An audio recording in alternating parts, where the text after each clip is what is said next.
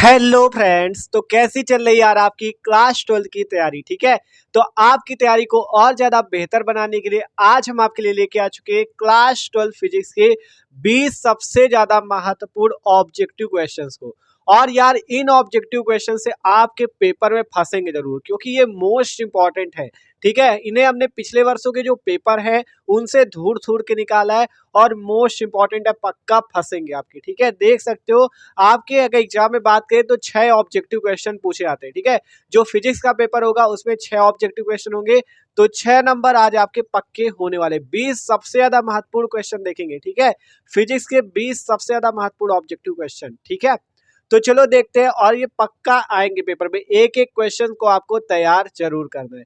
तो चलो देखते हैं क्लास 12 फिजिक्स के 20 सबसे ज्यादा मोस्ट इंपॉर्टेंट ऑब्जेक्टिव क्वेश्चन को। तो वीडियो को यार आखिरी तक देखते रहना, और अगर चैनल पे नए हो तो चैनल को सब्सक्राइब और वीडियो को लाइक भी कर लेना। तो चलो देखते हैं।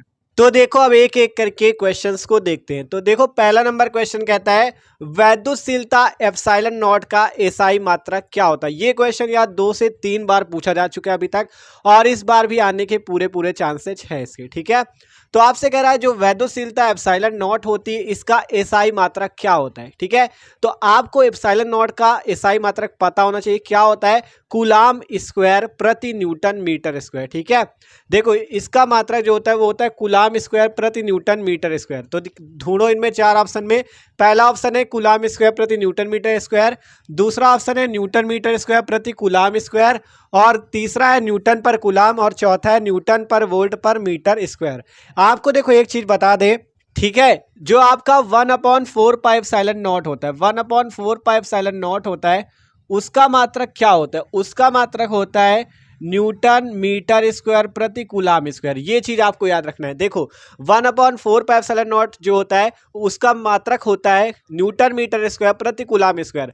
आपसे जब एप्सिलॉन नॉट का पूछा जाए तो उसका क्या हो जाएगा? इसका जस्ट उल्टा, कूलाम स्क्वायर प्रति न्यूटन मीटर स्क्वायर। क्वेश्चन दोनों टाइप से आ सकता है। आपसे मान लो एग्जाम में हम कहते हैं 1/4 पाई एप्सिलॉन नॉट का मात्रक बताओ, तो क्या होगा? तो आपको लिखना है न्यूटन मीटर स्क्वायर प्रति कूलाम स्क्वायर। लेकिन जब एप्सिलॉन नॉट का पूछा जाए तो इसका जस्ट उल्टा, मतलब कूलाम स्क्वायर प्रति न्यूटन मीटर स्क्वायर। तो इसका ऑप्शन नंबर कौन सा? पहला सही हो जाएगा, कूलाम स्क्वायर प्रति newton metre square. Most important question है, बहुत बार पूछा जा चुका है। ठीक है, आप देखो अगला नंबर क्वेश्चन, क्वेश्चन 2।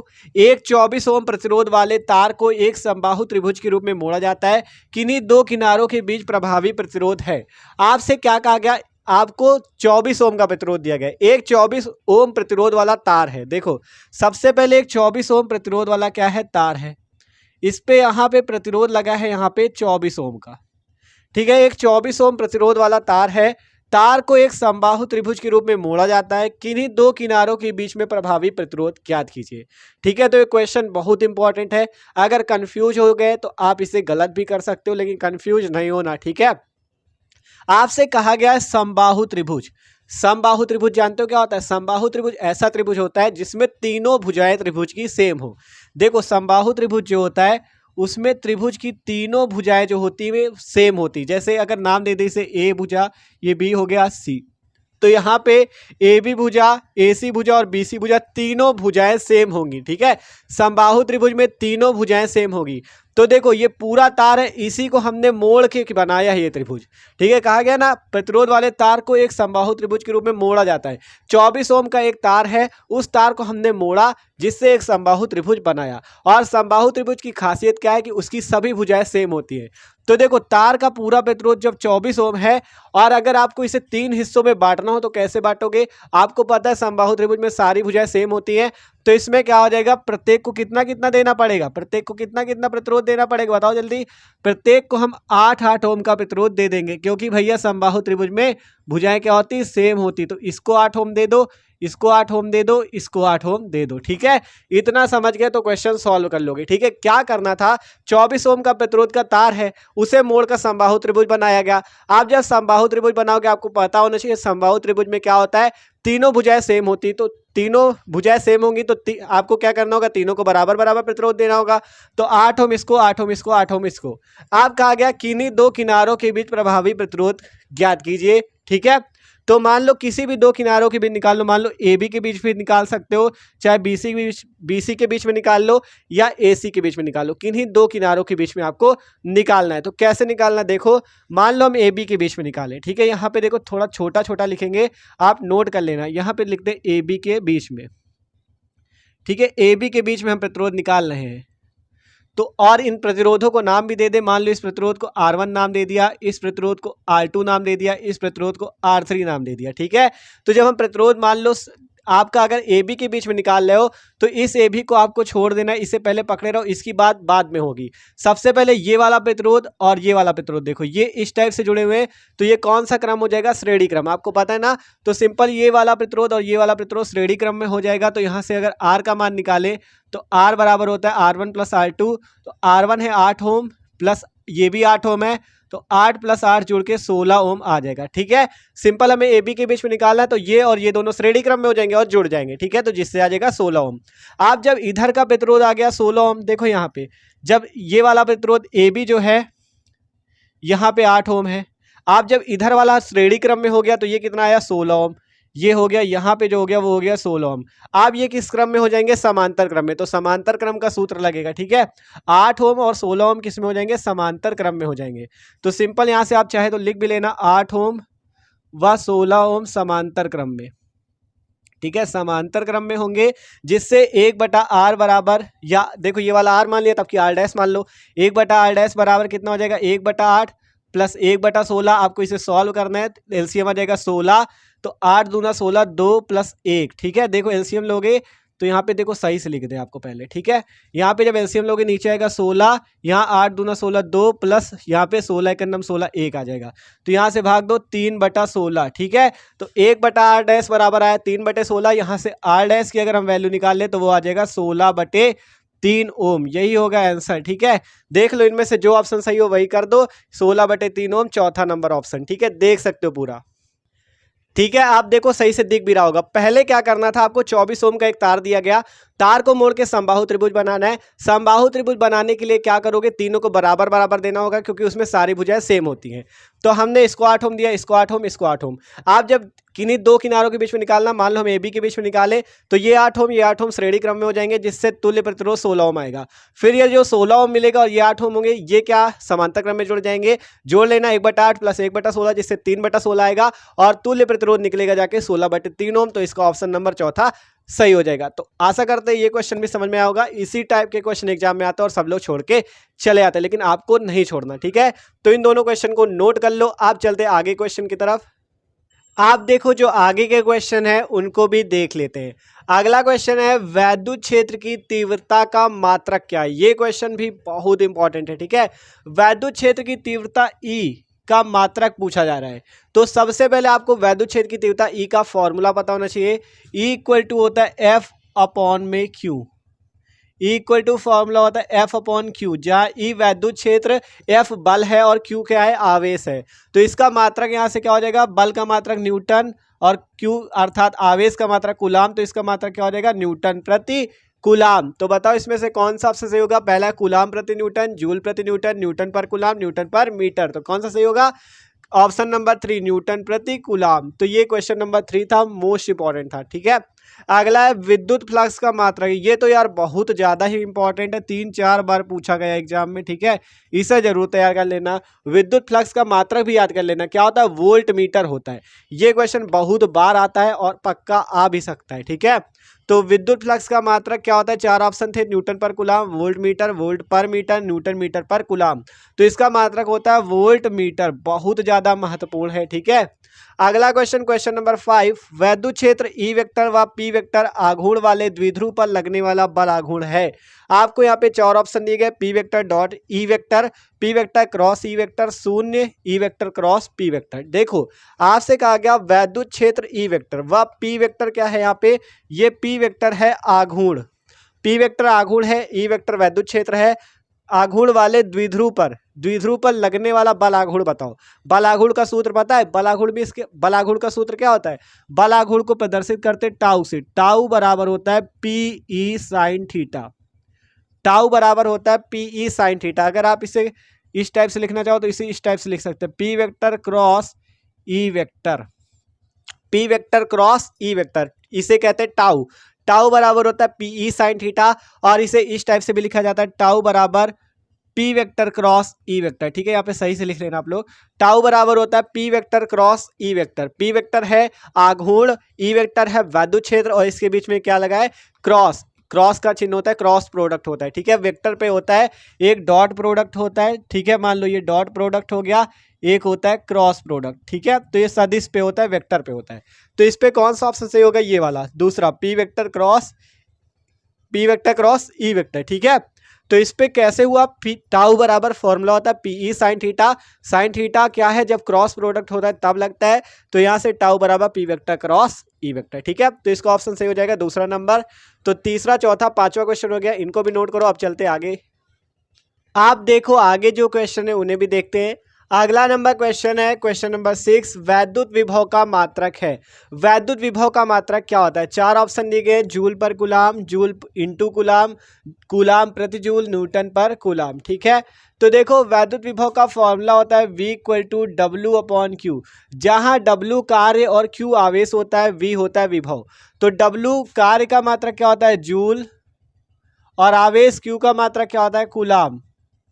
ठीक है, तो इसका मात्रक विभव का क्या हो जाएगा, जूल प्रति कुलाम। बताओ इसमें कौन सा है ऑप्शन, ये पहला ही वाला है, जूल प्रति कुलाम। ठीक है, V equal to W upon Q होता है, जहाँ W कार्य है तो कार्य का मात्रक जूल और आवेश का मात्रक कुलाम, तो जूल प्रति कुलाम। तो ये वाला ऑप्शन सही हो गया पहला।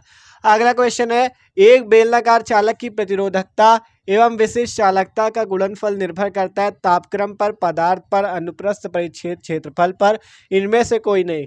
तो इसका वाला ऑप्शन हो जाएगा तापक्रम पर। ठीक है, जब एक बेलनाकार चालक की प्रतिरोधकता और विशिष्ट चालकता का गुणनफल किया जाता है तो वो किस पर निर्भर करता है, तापक्रम अर्थात टेम्परेचर पर निर्भर करता है। अगला क्वेश्चन है, दिए गए चित्र में किसी परिपथ के भाग में धारा दर्शाई गई है, धारा I का मान है। देखो इसे आप देख सकते हो, इस परिपथ को ध्यान से समझो। इसमें आपको यहाँ पे 4 एम्पियर की धारा दिखाई गई है, यहाँ पे 2 एम्पियर की, यहाँ पे 1 एम्पियर, यहाँ पे 1.3 एम्पियर, और यहाँ पे दिखाया गया है आई एम्पियर। इसी आई का मान आपको निकालना है। इस परिपथ में आपको आई का मान निकाल के बताना है कि इस आई धारा का मान कितना होगा। कैसे निकालना है, एकदम आसान है, सिंपल समझो। देखो अगर हम बात करें, यहाँ पे 4 एम्पियर धारा है, यहाँ पे 2 एम्पियर। अब ये दोनों आपस में इस टाइप से आके मिली तो यहाँ पे धारा कितनी हो गई, 6 एम्पियर। ध्यान से समझ गए तो आंसर जान जाओगे। देखो यहाँ पे आई 4 एम्पियर, यहाँ से गई 2 एम्पियर। अब यहाँ पे जब मिलेगी तो कितनी हो जाएगी, जुड़ जाएगी 6 एम्पियर। अब 6 एम्पियर धारा में 1 एम्पियर यहाँ निकल गई तो बचा कितना, 5 एम्पियर। फिर 1 ठीक है, सिंपल। जब ये 6 गई तो यहाँ पे जब 1 इधर चला गया बचा 5, और 1.3 इधर चला गया तो 5 से जब 1.3 भी घटा दो तो 5.0 से 1.3 घटेगा, आ जाएगा 3.7। तो इस आई का मान कितना होगा, 3.7 एम्पियर, और ये वाला ऑप्शन सही हो जाएगा। कैसे निकाला एक बार फिर से आपको समझा दे। देखो सिंपल क्या करना है, यहाँ से 4 एम्पियर धारा गई, यहाँ से 2, जब इधर से जाएगी, जब ये दोनों इधर आके मिलेंगी तो कितनी हो जाएगी, 6 एम्पियर। 6 एम्पियर हो गई। अब यही 6 एम्पियर तो आगे इस 3 हिस्सों में बट रही, एक इसमें गई, एक इसमें गई, एक इसमें, तो 6 के 3 हिस्से लगे। तो देखो 6 के 3 हिस्से लगे तो इसी 6 से तो बटेगी, एक इसमें बट गई, 1.3 इस पे बट गई, तो मिला के कितनी हो गई, 2.3। और ये कुल है 6, तो इससे निकालना है तो क्या करो, 6 से इस 2.3 को घटा दो, आ जाएगा 3.7। तो इस आई का मान कितना आ जाएगा, 3.7 एम्पियर, और इसका ऑप्शन नंबर 2 सही हो जाएगा, 3.7 एम्पियर। तो ये क्वेश्चन भी इंपॉर्टेंट थे, इनको भी आप नोट कर लो जल्दी से। आप देखो आगे के क्वेश्चन देखते हैं। ठीक है, अगला क्वेश्चन देखो।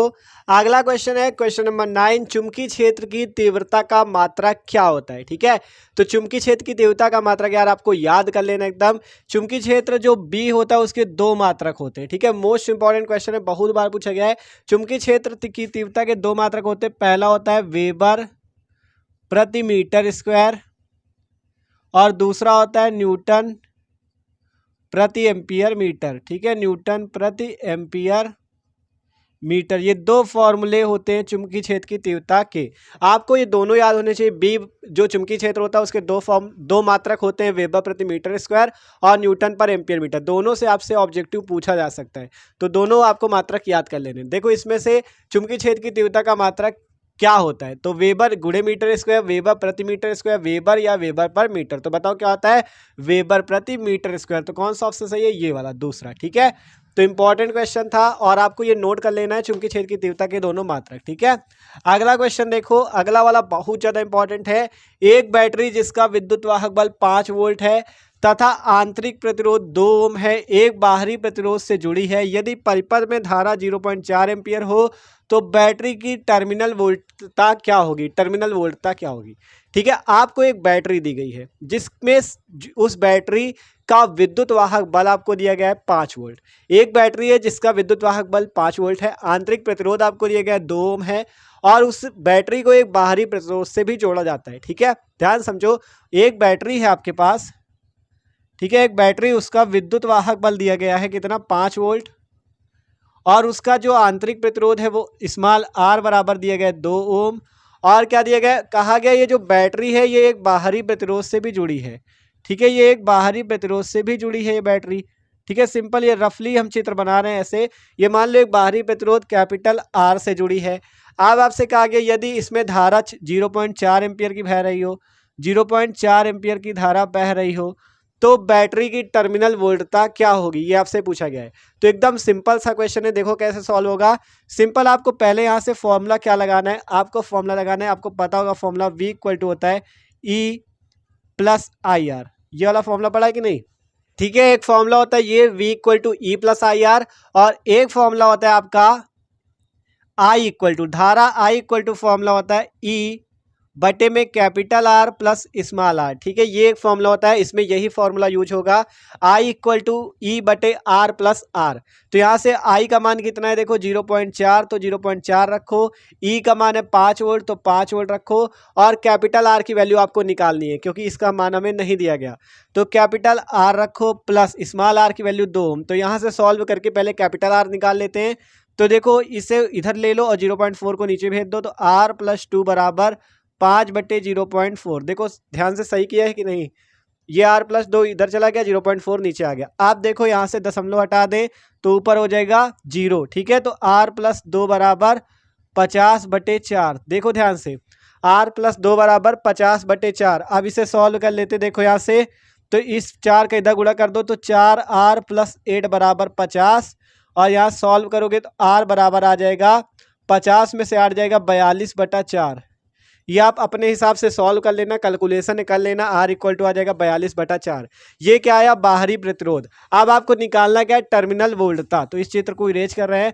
टर्मिनल वोल्टता V इक्वल टू ये वाला फॉर्मूला होगा IR, V equal to I into R। ठीक है, तो V बराबर I, धारा कितनी थी? 0.5 एम्पियर, सॉरी 0.4 एम्पियर, तो 0.4 रखो और R का मान ये निकाला 42/4, ये रख दो।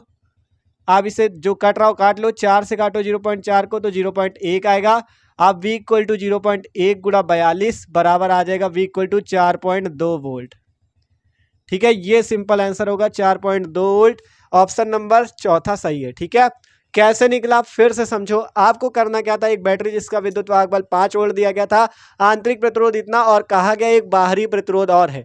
बाहरी प्रतिरोध को हमने कैपिटल आर मान लिया था, तो हमने ये वाला फॉर्मूला लगाया, इससे पहले कैपिटल आर की वैल्यू निकाली। फिर बात आई थी टर्मिनल वोल्टता निकालो, तो V equal to I into capital R. तो V की वैल्यू हमें निकालनी, ये टर्मिनल वोल्टता है। I का मान 0.4 हो गया और R का मान ये आया आपका 42/4। सॉल्व कर लिया, आ गया 4.2 वोल्ट। तो मोस्ट इंपॉर्टेंट क्वेश्चन था, तो इसको भी नोट कर लो। अब चलते आगे, आप देखो आगे के क्वेश्चन देखते हैं। ठीक है, तो यार एक चीज के लिए सॉरी अगर ये थोड़ा टेढ़ा एढ़ा लग रहा हो लिखा, क्योंकि देख सकते हो कितना लिखना पड़ता है। ठीक है, तो इसके लिए शायद जल्दी जल्दी में थोड़ा तिरछा लिख गया हो, लेकिन लिखा और पूरा सही। ठीक है, अगला क्वेश्चन नंबर 11 है, कह रहा है 1/√μ0 का मात्रक क्या है? ये वाला क्वेश्चन। और दूसरा क्वेश्चन है μ0 की पावर -1/2 का मान क्या है? ये दोनों क्वेश्चन तो इतने ज्यादा मोस्ट इंपॉर्टेंट है कि पूछो ना। ठीक है, इन दोनों में एक फंसेगा भी। ठीक है, देखना बहुत ज्यादा इंपॉर्टेंट है, फंसेगा भी। ठीक है, आप बात करें ये दोनों क्वेश्चन किस टाइप से सॉल्व हो, एकदम आसान तरीका बताते हैं। ठीक है, आपको क्या याद रखना है? आपको याद रखना है 1/√μ0 इंटू एप्सिलॉन नॉट बराबर होता है C के।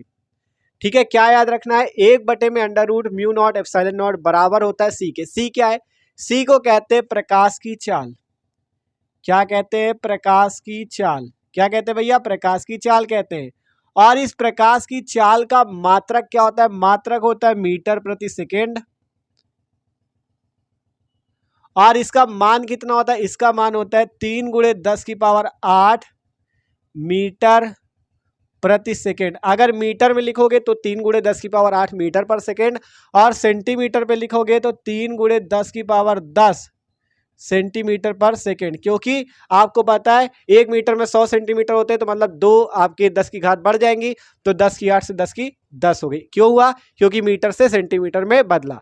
तो एक चीज आपको क्या याद रखना है, 1/μ0 बराबर होता है सी के। सी है प्रकाश की चाल जिसका मात्रक मीटर पर सेकेंड होता है, और उसका मान कितना होता है 3 × 10⁸ मीटर पर सेकेंड, और सेंटीमीटर पे लिखना चाहो तो 3 × 10⁻10 सेंटीमीटर पर सेकेंड।